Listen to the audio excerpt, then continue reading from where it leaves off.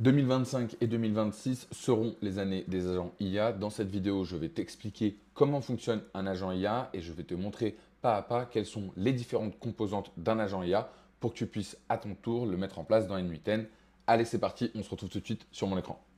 Si on se retrouve donc sur mon écran, on va voir dans la vidéo la définition d'un agent IA, les différents composants des agents, comment déclencher un agent IA, aussi appelé les triggers, et enfin, pourquoi c'est hyper important pour votre business et comment vous allez pouvoir en faire un asset, c'est-à-dire faire en sorte que l'agent IA puisse travailler au service de votre business. Je vais vous montrer cet exemple-là donc dans N8N, qui est un Ultimate Assistant qui va vous permettre de gérer pas mal d'actions dans votre business, à savoir les emails, le calendrier, les contacts, la création de contenu, l'apprentissage. Et ici, vous voyez, il est même connecté directement à Internet grâce à une API qui s'appelle Tavily. Pour avoir ce workflow gratuitement, les amis, dans cette communauté, vous pouvez nous rejoindre. On fait 3 lives par semaine. Il y a énormément de masterclass et on vous apprend plein de choses sur les agents, les automatisations et comment mettre en place et vendre des agents IA.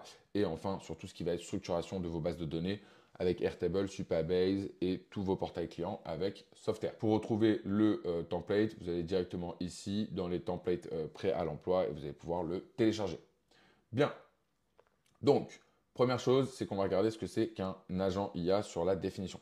Globalement, un agent IA, c'est simple, c'est une boucle intelligente qui traite une donnée, qui prend une décision et qui réalise une action. Ok, donc on a une data en entrée, souvent c'est une commande d'un utilisateur, ou bien ça peut être une instruction faite dans un Airtable ou dans une base de données. L'agent, il va traiter cette information et il va donner une information en sortie. Donc on a l'input, l'agent IA et l'output. Ok, c'est ce qu'on a schématisé ici, input, agent IA, output. Ok, bien. Ça, c'est la première chose à comprendre. La deuxième chose à comprendre, c'est qu'il y a 3 grands composants d'un agent. Le premier, c'est le prompt, c'est-à-dire qu'on va lui dire quoi réaliser. Pour ça, on va lui donner un prompt et la structuration de ce prompt va jouer un rôle hyper important dans la pertinence des actions de l'agent IA.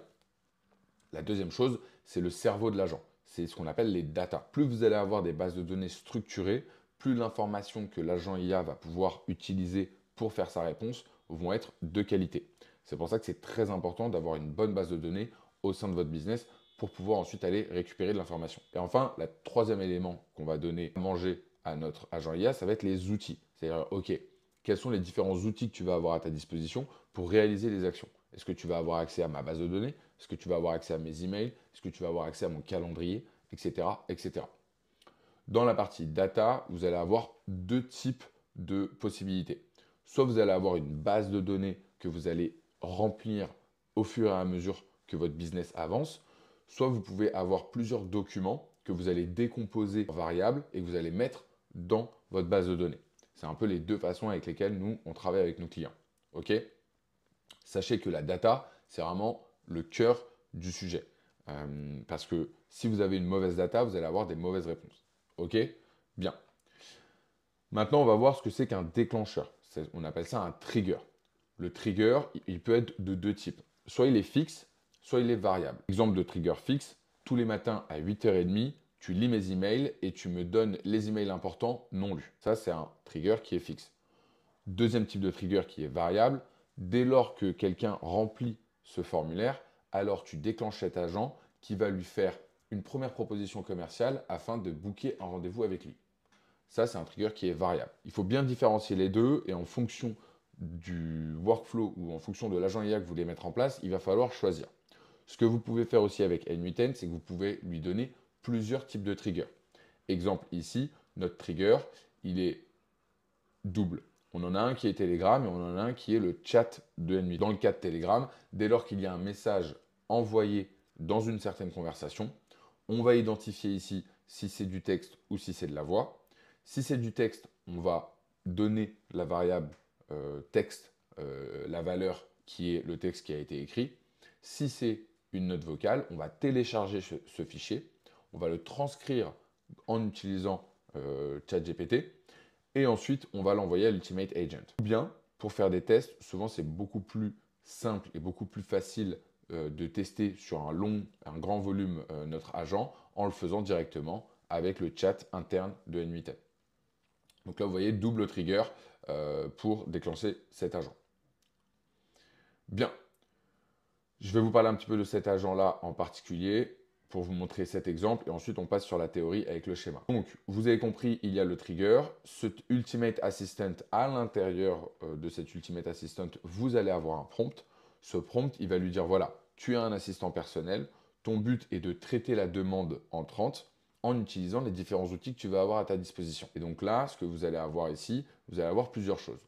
La première, c'est que vous allez avoir le modèle qu'il va utiliser. Donc ça peut être OpenAI, ça peut être Claude, ça peut être Grok, ça peut être Mistral, bref, ça peut être tous les différents modèles qui existent sur le marché. Vous allez ensuite avoir une mémoire. Pourquoi? Parce que si vous commencez à avoir une discussion avec votre agent à travers le Telegram ou à travers le chat N8N, il va falloir garder en mémoire les premières instructions pour ne pas perdre le fil de la conversation. Donc là, vous avez une simple memory très simple sur N8N que vous pouvez utiliser, ou bien vous pouvez aussi utiliser un outil qui s'appelle Postgres, où vous pouvez mettre la mémoire à l'intérieur de votre database. Vous pouvez aussi le faire avec Airtable ou Supabase. Et ensuite, ici, vous voyez, c'est tous les différents outils qu'il va avoir à sa disposition. J'ai mis l'outil Sync sur le côté, je vous en parle à la fin. Ici, il a donc plusieurs outils. À chaque fois, quand vous voyez qu'il y a ce symbole-là, ça veut dire que c'est un outil, en fait, ça veut dire que c'est un sub-workflow. C'est-à-dire que en cliquant là-dessus, enfin en allant chercher cet email agent, il va déclencher aussi un autre workflow qui, lui, est composé aussi d'autres outils. Donc là, ça commence un peu à être Inception, mais en fait, plus vous allez avoir des workflows qui vont appeler d'autres workflows dans N8N, plus vous allez avoir un workflow complet qui va être robuste. Parce que dès lors que vous allez avoir une erreur dans un workflow, ça va être beaucoup plus simple, comme des poupées russes, d'aller débugger une petite poupée russe plutôt que d'avoir une seule et unique poupée russe dans laquelle vous allez avoir tout plein d'erreurs et vous allez devoir chercher vos erreurs après. Donc dès lors que vous mettez en prod un agent IA, il faut absolument décomposer tout ce qu'il va réaliser pour vous. Dans l'email agent, là, il va avoir accès à plusieurs outils. Donc par exemple, écrire un email, créer un brouillon, labelliser des emails, etc., etc. Ensuite, on va avoir le calendrier. Donc là, ça va être pour créer les events, lire des events, planifier des events avec des personnes. On va avoir la partie contact agent. Donc ça, c'est un module qui va travailler en lien avec ce module-là et ce module-là. Pourquoi? Parce que si je lui dis envoie un email à Jules en lui disant coucou, ça va, il va d'abord aller regarder dans ma base de données ici s'il y a un Jules et si on a une adresse mail associée. Si oui, alors il va faire les actions. Sinon, alors il va m'envoyer un message en me disant j'ai pas de Jules dans la base de données, est-ce que tu veux que j'en ajoute un? Si oui, c'est quoi son nom de famille? On va avoir la partie création de contenu. Si je lui demande d'écrire un blog post pour mon site internet ou bien de créer un contenu sur LinkedIn ou même un script de vidéo YouTube. On va avoir un agent qui va s'appeler Learn, où en fait je l'ai configuré pour qu'il puisse m'apprendre des nouvelles notions de la manière dont j'aime apprendre. On va avoir un agent qui va pouvoir avoir accès à Internet et on va avoir une calculette. Tous ces agents-là, c'est l'Ultimate Assistant qui va décider quel agent appeler à quel moment. Ok? Pour ça, lui, il a une liste d'agents qui vont avoir un nom et ces noms-là, ils sont exactement les mêmes noms que ces agents-là pour être sûr qu'il va appeler les bons au bon moment. Une fois qu'il a réalisé toutes ces étapes-là, ici, il y a un autre tool qui s'appelle le tool Think qui, lui, est en gros l'inspecteur des travaux finis. Son but, c'est de regarder qu'on a bien réalisé toutes les actions demandées par le user et qu'on les a bien réalisées dans le bon ordre pour avoir un résultat qui est cohérent. Ok? Bien. Ça, globalement, c'est la base pour bien comprendre les agents IA. Si vous avez bien tout compris et si vous avez bien tout suivi, je vous le résume là et je vous mâche le travail.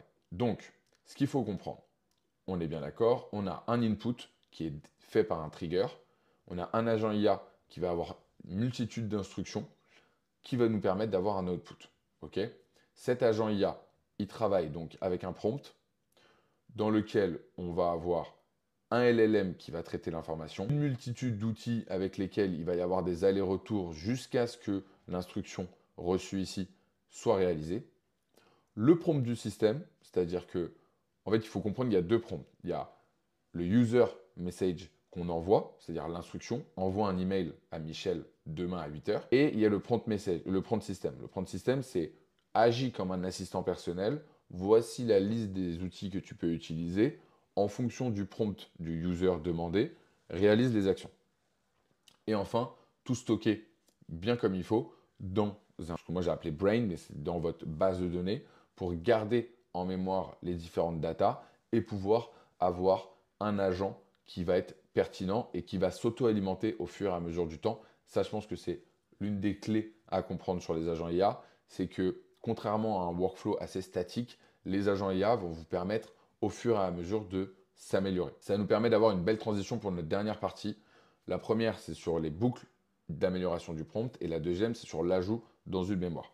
Alors ça, c'est deux petits tips maison que je vous donne et qu'on utilise énormément avec nos clients. La première chose sur la boucle d'amélioration du prompt, c'est une technique que nous, on utilise. C'est-à-dire que dans N8N, cette instruction-là qu'on va donner au prompt, donc tu es un assistant personnel, etc., elle est statique. Mais la réalité, c'est que vous pouvez la rendre variable. Vous pouvez la mettre dans un tableau et ensuite aller l'appeler en tout début de workflow pour lui dire, voilà, le prompt, c'est celui-là.